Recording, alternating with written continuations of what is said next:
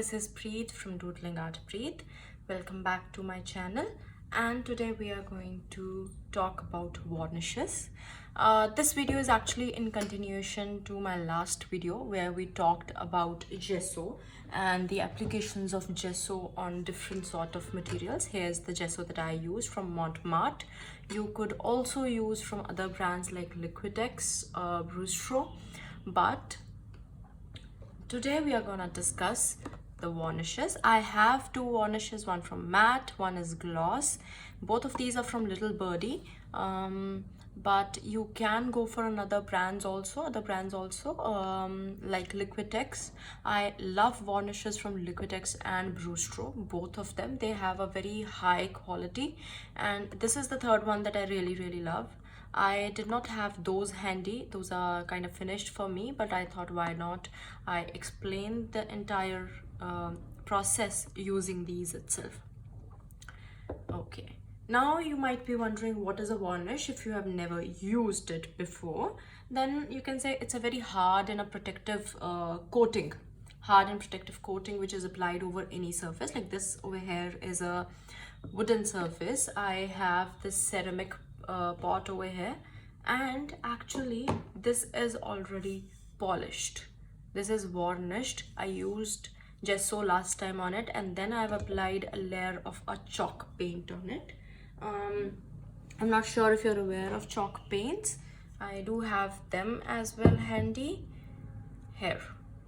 This is from Little Birdie again. If you do not have chalk paints, you can use acrylic paints. Varnishes work very well on both chalk paints and acrylic paints. No issues at all, but always go for an acrylic varnish. Please don't go for varnishes which are used for your oil paintings. Those are totally different. So this should be applied for chalk and acrylic paints.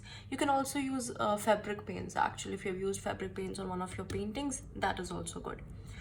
Varnishes can be easily used on acrylic pours. Once your acrylic pour is completely dried off and you want to protect it for over a period of time, then you should go for varnish. Now, what is the major advantage? It does not let your painting get harmed or go yellowish, and these are waterproof, so they will protect your paintings from water. And again, because they protect your paintings from chemicals or abrasion or UV lights, this is the best way to protect your acrylic or chalk paint paintings. You can use them on a number of materials, so that's also a plus point.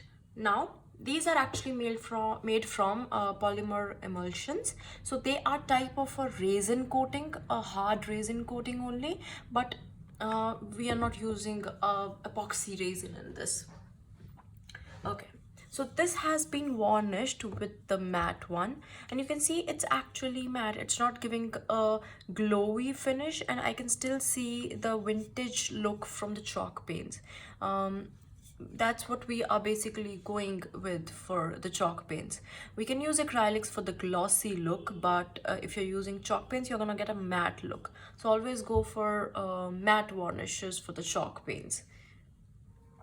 Okay, I can show you the application of the glossy one. This is Decor Varnish, Little Birdie again. Let's get started, but the best part of these varnishes is that they are super quick in drying. I don't have to wait for like hours and hours over a period of time. Rather, they just dry up quickly in few minutes, and I can start using the product then and there. You can do number of coatings depending on the kind of usage of the product. Say this is just a coaster, so won't be used that much, so we can do one single coating. But if you are coating your tabletop, then now the tabletop is going to be used regularly, it's gonna get abrasive over a period of time. You can use 2 to 3 coatings and you're good to go. Now you can see that the liquid inside is a little creamy in both of them, but you don't have to worry, it won't give a creamy look on your surface. It will be a completely transparent look from your varnish, and it will be non-yellowing. It won't yellow up. See, here we go. This is creamy. And I have a flat bristle brush, and I'm simply gonna use the brush to spread the varnish. You can easily remove the varnish from your brushes using water, and if you feel your varnish is too thick, you can add water to the varnish as well. Obviously you'll have to do more number of coatings in that perspective, but if you are not adding water, you don't need more coatings. Always allow some drying time between your coats. Don't coat it right away after the first coat. Here I'm not actually adding the coat, I'm just trying to finish the first coat. That's why I added the liquid second time. All right, this is done. Let's wait for it to dry, and then we'll see how glossy the look really is. It's still glossy, I can see, but let's wait for it to dry in a few minutes. All right, this is dried up now completely, and you can see how glossy the look is. I am completely loving this look.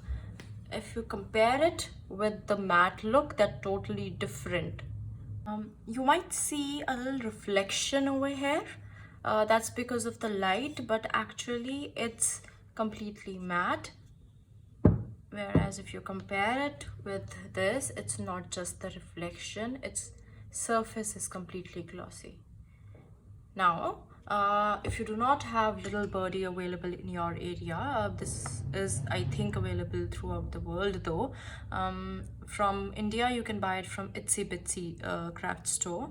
For other countries, I'm not sure. I think you can check out their website directly.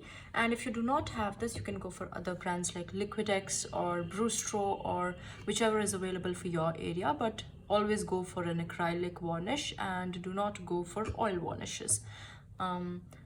I do hope that you liked the video and if this was of some help to you guys, and do subscribe to my channel and tap on the bell icon to receive the notifications for all of my future videos. Thank you. Bye bye.